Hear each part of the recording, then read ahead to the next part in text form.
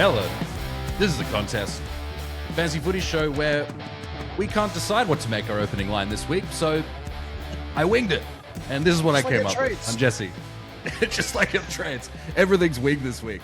Oh my goodness. I'm Jesse. I like redraft. I'm with K-Man. He is a dual hat winner. And as evidenced by our opening round ranks and scores, you should probably listen to him more than me. Where you host We Like Fantasy Footy. You can follow K-Man on Twitter at K-Man_TC Fantasy. And you can follow me on Twitter at Contest Fantasy. Mate, how you doing? Yeah, good. Hey, speaking of that, we didn't shout out our ranks. I don't know if you did that deliberately because I did.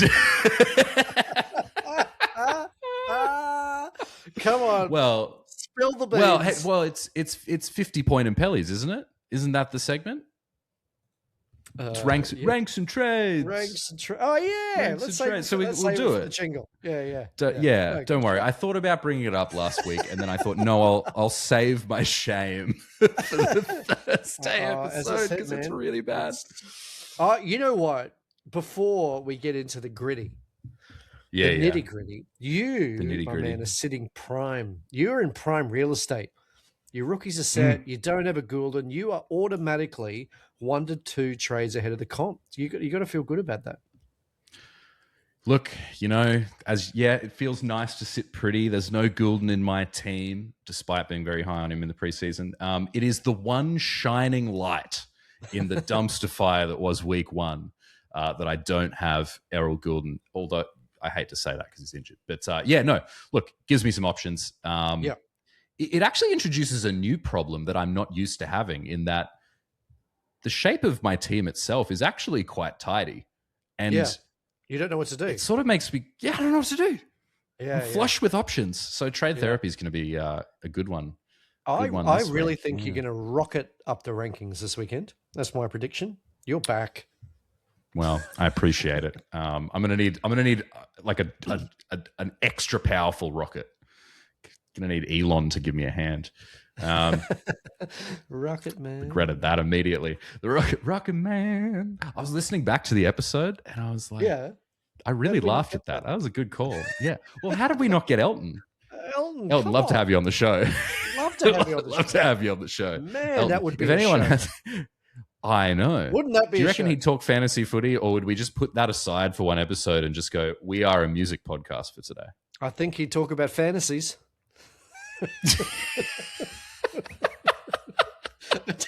Well, Elton, if you want to come on the show, talk about your fantasies, mate, you are very welcome.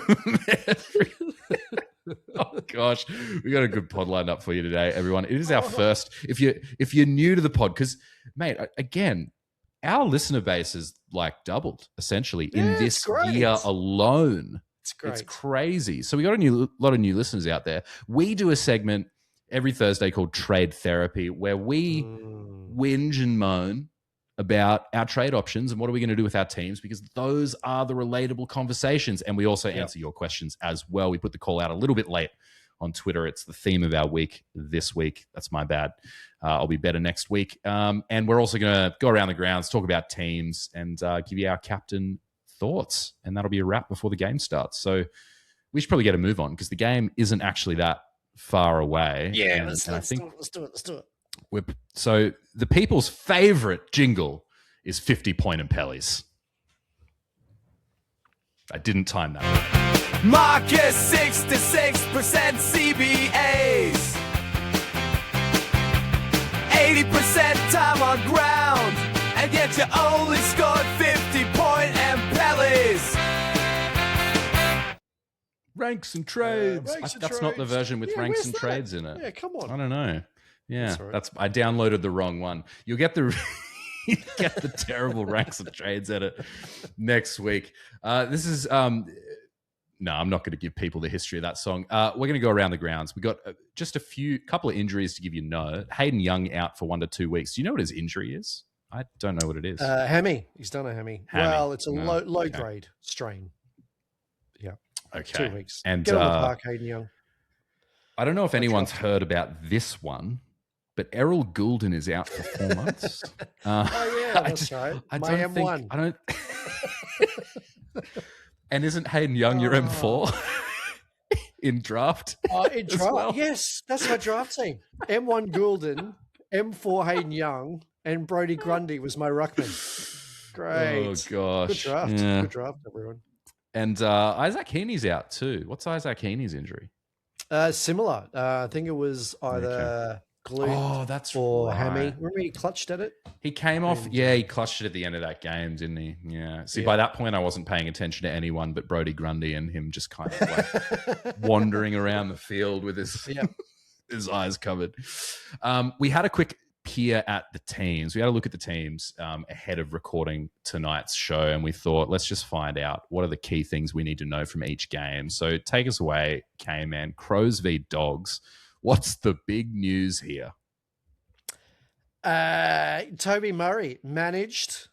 So we're going to see the big Mac Daddy Andrew ruck by himself solo against the English patient. So we'll see how that goes. Sorry.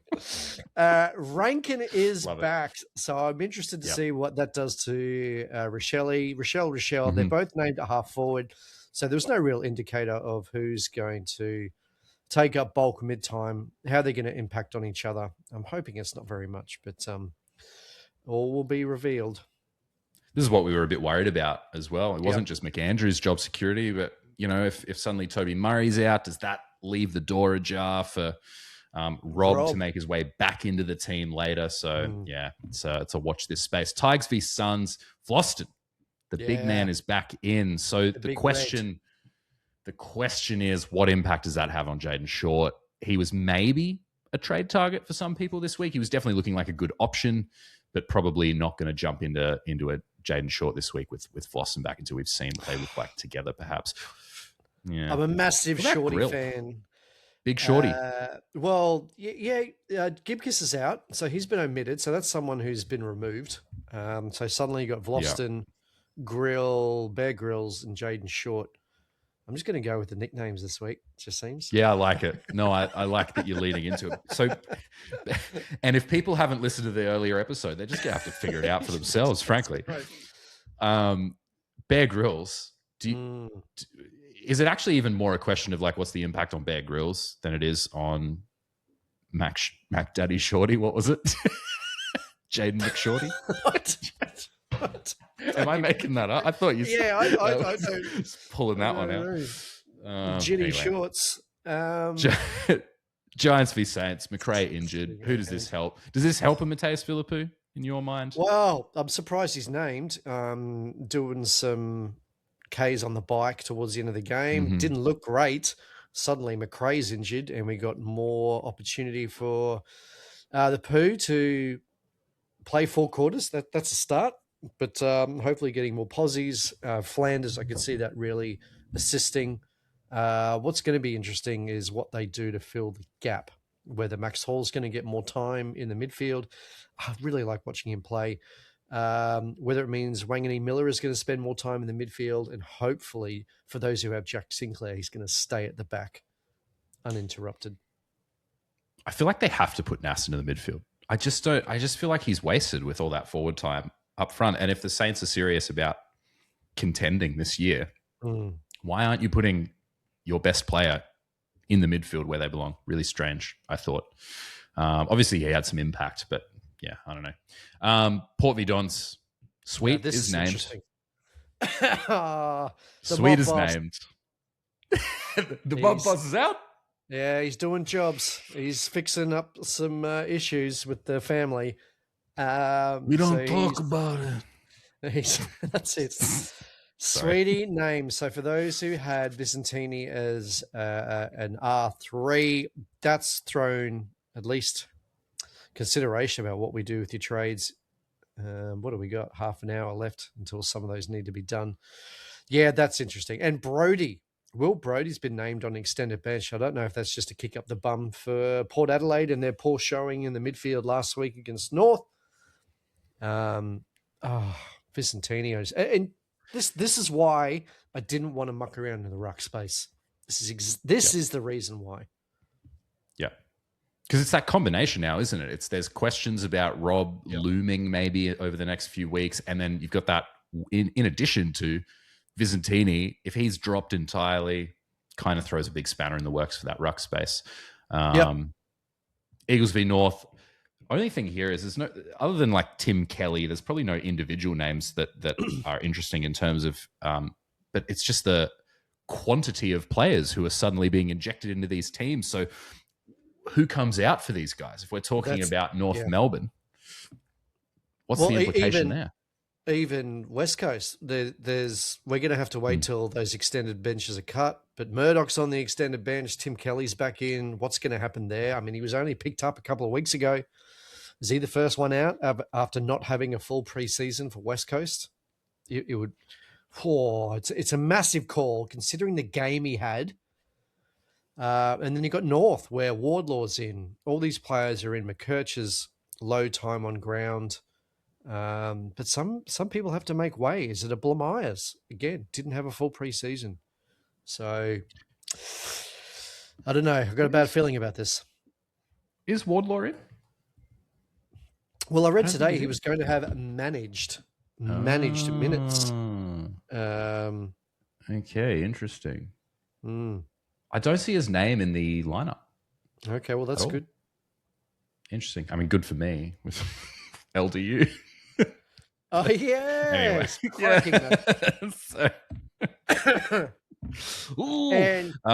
Yeah. Sorry, you go. And the ranks bit. We played the music. It didn't go over the ranks.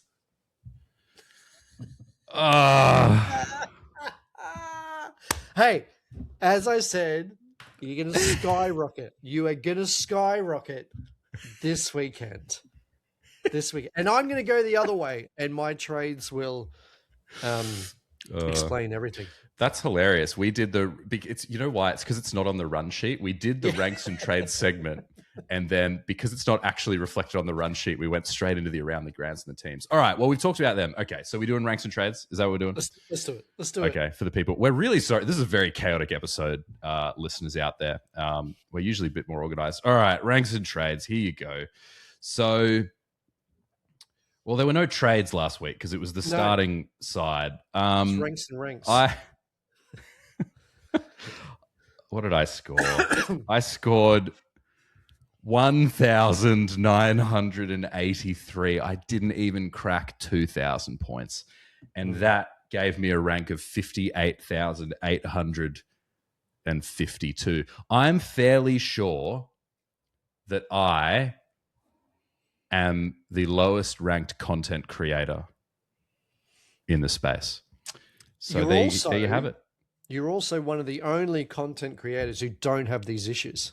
You don't have a Marshall. That's true. You don't have a glass half full guy. You don't have Goulden. You're ahead. You're ahead of the comp.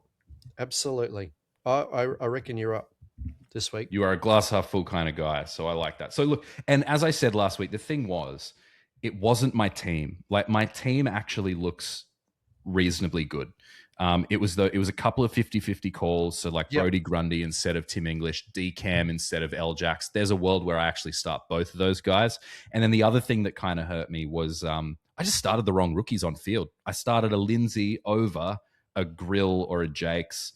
I started a Lombard over a Devrob. So a couple of those 50-50 decisions go the other way. And I reckon I'm sitting, in that kind of like 22 to 30 kind of range, which is maybe not great, but still, I'm, comfortable. So how about you, mate? Where did you end up?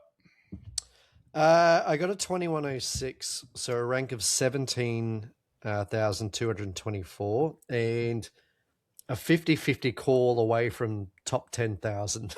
It's crazy. So removing English as my captain lost me 60 odd points. And then with the bench option, if I had Grill on field, I'd be sitting pretty. But I'm going to take a hit this week. Absolutely. I think I'm going to be heading back to your areas by Sunday evening. And I'm okay with that. There's a long-term play here. Yeah. Okay. Well, does that lead us into a bit of trade therapy then? Is that a good segue? Yeah. Let's do it. Let's do it. I'm very excited for this sound drop. Yeah. I'm very excited for this drop.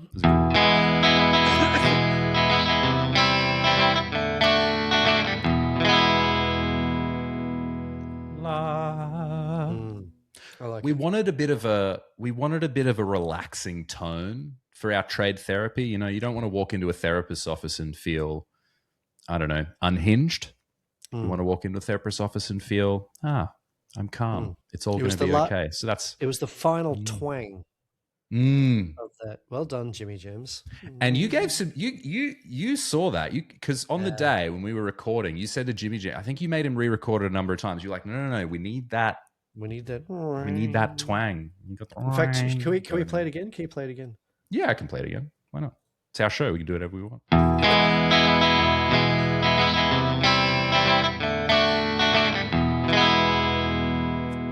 Yeah, I'm calm already. It's very 90s rock, isn't it? I like it. Yeah. Okay. Trade therapy. So the segment where we are each other's therapists for our trade decisions in the week. Do you want to kick off, or do you want me to kick off? What order do you want to do this in? I mean, I'm ready to go. Mine are really simple. You do it. I'm double downgrading. Absolutely. I'm going to take a hit. I understand that. My pod this week is Darcy Cameron. He's on the bye. So I've just accepted that for a long-term play, I'm either going to go Kirch and Shy Gallup to Cook and Murdoch, or it's a Goulden and Gallup to Cook and Murdoch. I'm going to carry some cash and do a double upgrade next week. The concerns with this is if there's an injury, I'm going to have to fix it. So that's huge. That is huge. I could go Goulden to someone, whether it's Sinclair, Ash, but I've accepted that I'm going to wait a week.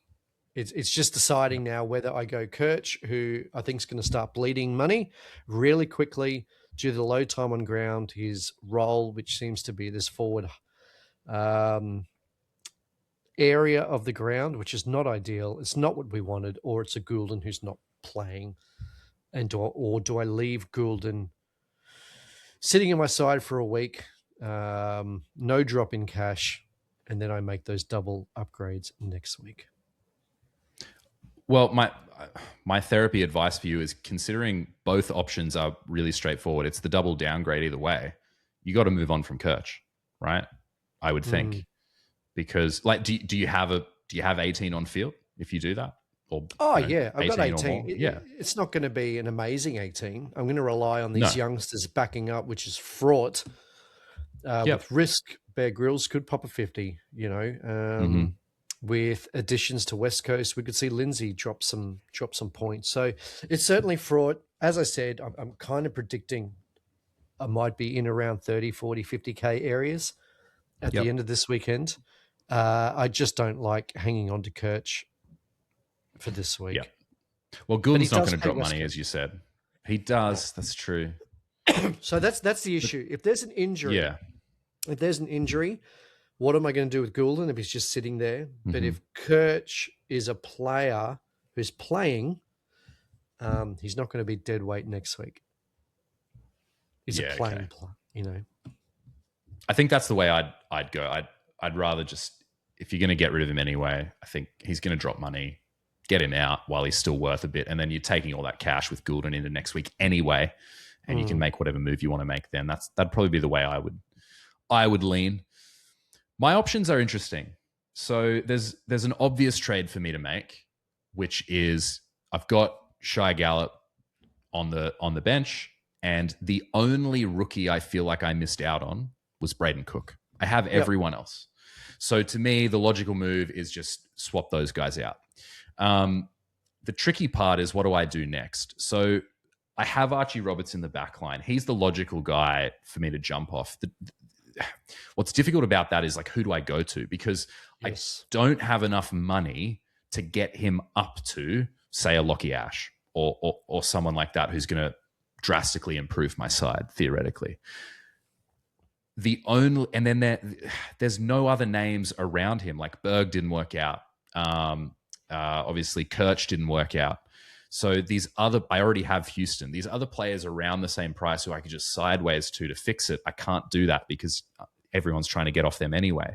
So there are two names, and actually one of these I haven't even checked the math yet. I think it'll work, but I'm not 100% sure. The two names are Fonte and Miller. So Fonte is a big step down, but he seems to have a solid role. He scored solid AFL fantasy scores 2 weeks running. And I would bank about 250K to take into next week and then do something really solid next week. So that's kind of an option. The other name is Miller. He looks like he's got a solid role at Adelaide. There's no buy, so I could jump on a Miller. I probably wouldn't have a lot of money to take into next week. Maybe the more interesting option, though, is leave Roberts. Like, I could keep Roberts for another week. Hope that Brad Scott learns his lesson and puts his best players on field, and hope that Roberts gives me a 90. He'll still drop a bit of cash, but whatever. And I actually move on from a guy who's on bye in DCAM. So I still make that Gallup to Cook, but I move on from Darcy Cameron, who maybe didn't put in the performance we were hoping for last week, and I move him to, say, another premium. So maybe like a Luke Jackson or something like that. Luke Jackson doesn't have a bye coming up. That gives me that extra point hit that maybe I'm looking for, given the fact that I didn't do so well last week. And maybe I can make some time up there. If I did a move like that, I think I'd take about 40 grand into next week. And then the final option is actually, so this is one I think you're going to hate. Oh. I don't trade out Gallup, I don't get Cook, and I move both Darcy Cameron and Archie Roberts. And I can probably, if I do that, afford something reasonable at both positions. But I sacrifice the cash gen of a Cook, knowing that I've gotten every other rookie right. Yeah. I'm always going to go value money making at this stage. I just think Gallup at the moment with a 16, that's now stalled. I mean, he's made money. He may come out with a 70 on the weekend and kickstart that again. See, this is very interesting because, as I said, you're in a position now where you're ahead of the game. You are ahead of the game. So if we think Cameron is going to be starved of ceiling scores, but we know what L-Jacks can do with a Sean Darcy who's coming back with modified minutes. Mason Cox isn't there at the moment, confidently week in, week out. This could be a play which, gives you the points to move up the ranks. We've got a value ruck that could be 105 to 110 areas. And I think you would kick yourself. This is just me. I think you would kick yourself if you removed Roberts this week and he comes out and pumps a 95. I think I would too. I think I'd be bummed because I think I'd go, that's what I thought he was going to do. That's what we thought he was going to do. Surely that's not going to happen again. Brad Scott is going to come under scrutiny if his best players are playing 60 to 65% time on ground. Yeah. And that's the way I'm leaning. I think it's Gallup to Cook, and I think it's a bit of a... Because everyone's moving on Goulden, so everyone's moving on a premium anyway. So if I just move on from a premium on bye who's not scoring me this week in Darcy Cameron, then I'm actually kind of just keeping up with the competition. Plus adding a player who's not on bye. So I think that's the way I'm leaning this week. Should we talk listener issues? Yeah, let's do it. Let's do it. We've gotten a few. This is fantastic. Okay. Oh, I got a new follower, Frank. Welcome aboard, Frank. Frankie boy. All right. So not too long ago, usually we're really good about this, but I didn't get the tweet out until a bit late. So chucked it out there. If you're ever on Twitter on your Thursday Arvos, be on the lookout. We'll answer some of your questions for you. All right. First question is from @NedFlanders _9. Ned Flanders. Diggity. Ned, that's not what Ned Flanders says. Heidely ho. Ned Flanders asks, can you rankily doodly McKercher, Windsor, and Roberts by order of trade out? Have to keep one. Cheers, lads. Thanks, Ned. Thanks for howdily hoodly and into our Twitter feed. So Kirch, Windsor, Roberts, what's your priority of 1 being most priority to trade out, 3 being least? Kirch 1. I just, with that role and low time on ground, it's just gross. It really is. Yep. He now has a break even of 105. Clarko's come out and said he will be managed. His minutes will be managed. He's flying over to WA, although it's a good matchup. There's bodies coming back, and they've secured some players who are playing halfback and doing a really good job, and they won. For the first time this year, I think North Melbourne can go on the offensive with a really good run to potentially be 0-4, 0-5. When's the first time that's happened? So I don't think it's something they're going to mess with. Windsor 2, purely for the fact is, and Louis, I think it was maybe Louis or someone else said, he just doesn't tackle. He doesn't tackle. Yeah. So actually, it was probably Taser.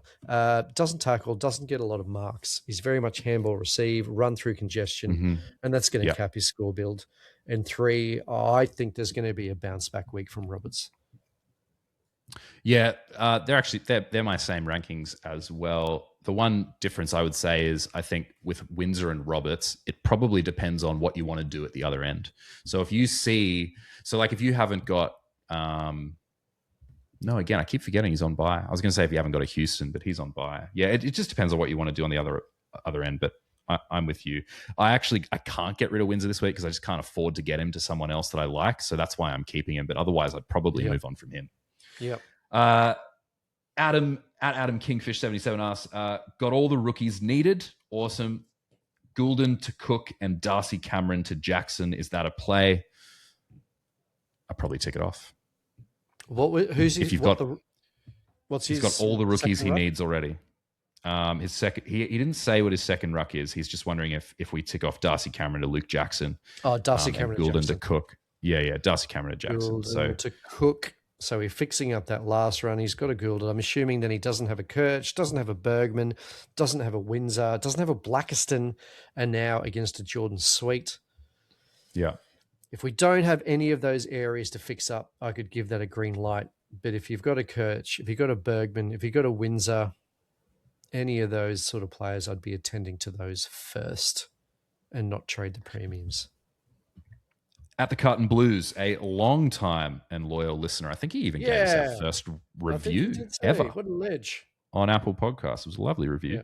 Carton Blues. And he also defeated me in my Slider Survivor League last year too. So.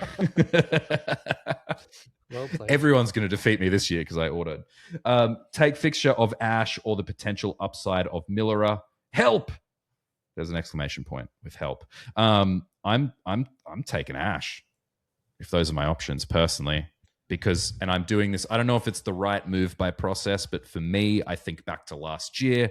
I whinged all last year about how I could have gotten up to Nas at this point in the game, and I didn't, and it really wouldn't have had an impact on my team other than positively. So I'd probably go on Ash with the run personally, but maybe it depends on the amount of cash. What do you reckon? You feel different? I'm torn with this one. Millera reminds me of last year's Ash. Yeah, okay, fair. So he's come out with a 111, sitting in prime posse with a couple of defensive players out for Adelaide.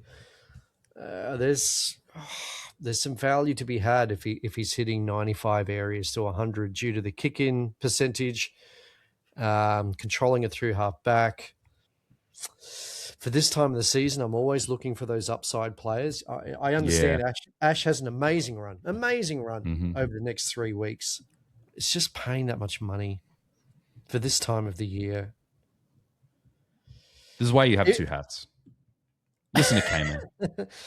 Yeah, I mean, wouldn't it be great if we had one more week of Millera just to see and get more sample size? But I'm really intrigued with Millera. But do you know what? Last year, it was the coaches who saw Ash do what he did in preseason and went, I'm going. And he did it in preseason. Yeah. He did do it once. But those are the coaches who it paid off for. They just went, I'm diving into this and I'm going to hope it works out. If, due to my predicament, where I'm going double upgrade next week, I could easily go. If Millera does this again, it's an easy trade for me. It's going to be Blackiston to Millera, and it's going to be a Goulden to someone who I think is going to benefit from this new game style. I still think Dacos is actually unders. The price scares me. The difference between Dacos and someone. That's why I'm waiting a week. I want to see who else comes through this week in the midfield. But if Dacos will be a very popular trade in next week for sure. Yeah, I think it was. Again, I'm locked. Yeah. Okay. Yeah. No, that's fair, and he'll be a trade target for next week too. I think it was Drew at Goat. Yeah, Drew at Goat Fantasy was talking this afternoon. I was listening to him on the drive home. You just mentioned Dacos. You mentioned, these midfielders who this kind of new fast play suits. He pointed out Holmes and Callahan as two names that he reckons could actually become top 8 guys this year, just based on what we're seeing about the pace of play this year. So 2 names to keep an eye out for upgrade opportunities. And if you get on them early enough, could pay off too. Yeah, so you'll have Holmes coming off the bye, and Callahan will still have one to come. So it's whether with best 18 you can work around that. Yeah. Final question is AFL Fantasy Fiend. Shout out to you, AFL Fantasy Fiend. Thanks for listening in, mate. He's asked, what's for dinner? And is dessert an every night thing? No, you can't have it every night, can you? I disagree. We've had the ice cream chat. Yeah. To be fair, my 8-year-old son demands it every night. So we're on the perspective of, no, mate, you don't get treats every night. It's like, when we used to go to the restaurant. And it was like an every so often. And when you did, you got dressed up, you went out and you thought, how good is this? Times have changed. Can I tell you about my childhood for a moment? Can you play the jingle? Treat therapy. Yeah, I can. Yeah. For a third.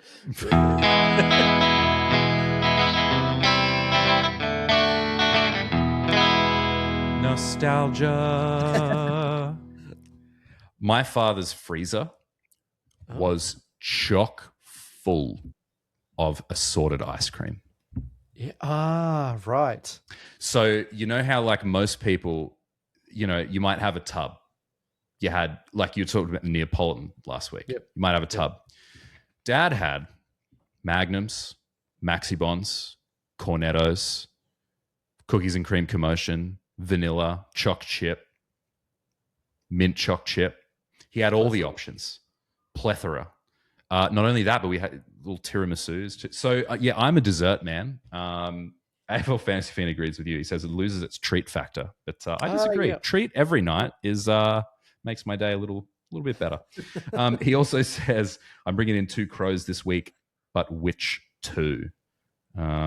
Is he doing Miller? I think he's doing Miller. Yeah. He's going Miller and Cook, I'd say. Yeah. Miller and Cook. His name's in the middle, Cook, on the wing spot. So okay. It's cheeky. Okay. Love it. Or is he going shout out to AFL Fantasy. Is he going Rankin early? Oh, hey now. There's a rock star. Now. Yeah. Oh, we went 2 different songs. We went different ways there. Yeah. I went, hey now, you're a rock star. Can't you get I went Crowded House. There you go. Yeah. I had a moment today where a colleague mentioned American Pie, and she was talking about the song, but because I'm a millennial, I thought she was talking about the movie American Pie. We had a very interesting moment. You mentioned Stifler and all that. Shout out to AFL Fantasy Fiend. He's shouted us out on Twitter before, so go follow him over there. Thank you for your questions, everybody. We really appreciate you supporting the pod. The last little mini segment before we sign off is our captain's call. Who are our captains and VCs? And I have to be honest, mate, I have given this absolutely no thought yet this week. I've been flat out, so I can't tell you who mine are, but tell me who you are, and I'll just copy you. I'm going, well, you can't, because one of my players you don't have. You know what? You did that on purpose. This is a personal attack. I'm going straight bat. It's VC, the English patient, into Captain Sheasel against the West Coast. And I reckon because I'm doing that, Butters is going to go 160 this week. So by that logic, okay, well, here's a question. So by that logic, is that logic because you're not going Butters, he'll go 160, therefore if you did go Butters, it wouldn't work out? Or is the logic that you should, you're cursed. So in that case, the rest of the comp should go Butters, shouldn't they? Because you've gone English. Yeah, potentially. Is that? I don't know. I'm scanning I'm looking at probably, Rosie maybe. Rosie or Butters. Maybe L-Jax. Who's Freo playing this week? I don't know. I haven't thought about it. It's toughish. It's toughish. Yeah. All right, well, probably not him. Is that it? We done? Yeah, I got to make these trades, man. Done. This game starts in 10 minutes. We got to do this. I got to edit this before this game starts. That's it, everybody. Right. We are out. You can follow K-Man on Twitter at K-Man_TC Fantasy. Were you just trying to leave before we finished the recording? I was. I saw you go, okay, I got to go. Oh, wait, we're not done yet. I gotta go. That's you can follow me on Twitter at Contest Fantasy. I'm going very... Sorry, okay. I'll speed it up. Where's the button? There's the button. You're button. up. Outro music. That's our first trade therapy session of the year. Thank you for joining us, everybody. As usual, we will put out on Twitter for you. We'll post on Twitter for you to send us your questions again next week. Our Tuesday episode, who knows? We never know what we're going to record until, I don't know, midday Monday. Just be on the lookout for that one. Thank you so much for joining. See you later.